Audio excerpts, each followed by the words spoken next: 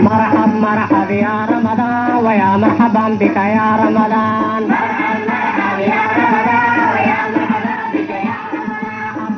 waxaa fooda nagu soo haysa bishii barakaysaneed ee ramadaan oo maalmo iyo saacado uun naga xigaan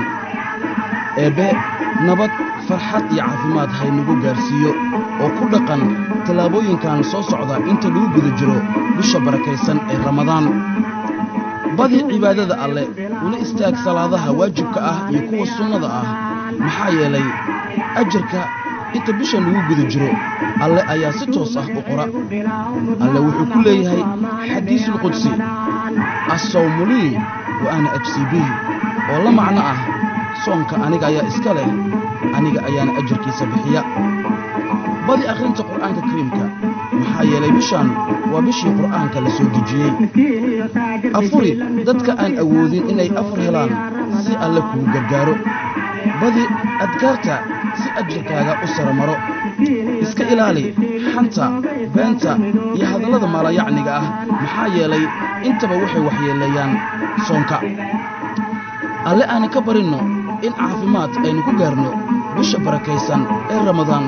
oo maalmo iyo saacado un ay naga xigaan walaal alle dartii ayaan kuu jeclahay adna alle dartii ii jeclow ina cafi haddii godob qaladaad iyo eedo aad iga tirsanayso inta aan la gaarin bisha barakaysan ee ramadaan u gudbi fariintan asxaabtaada si aad isku saamaxdaan isku cafisaan maxaa yeelay saamaxaadda iscafinta waa tallaabada ugu wanaagsan ee wanaagga loo qaado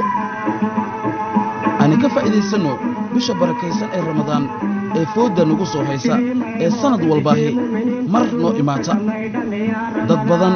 ayaan fursad u helin bishaan ajarkeeda inay ka faa'iidaystaan haddii allana gaarsiiyo ayna ka faa'iidaysanno insha allah ramadaanul kariim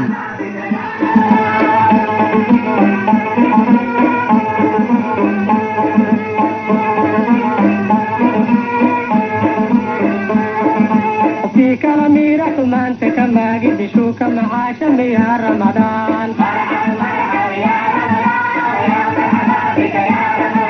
في كلامي كما قد شو كما عاشم يا رمضان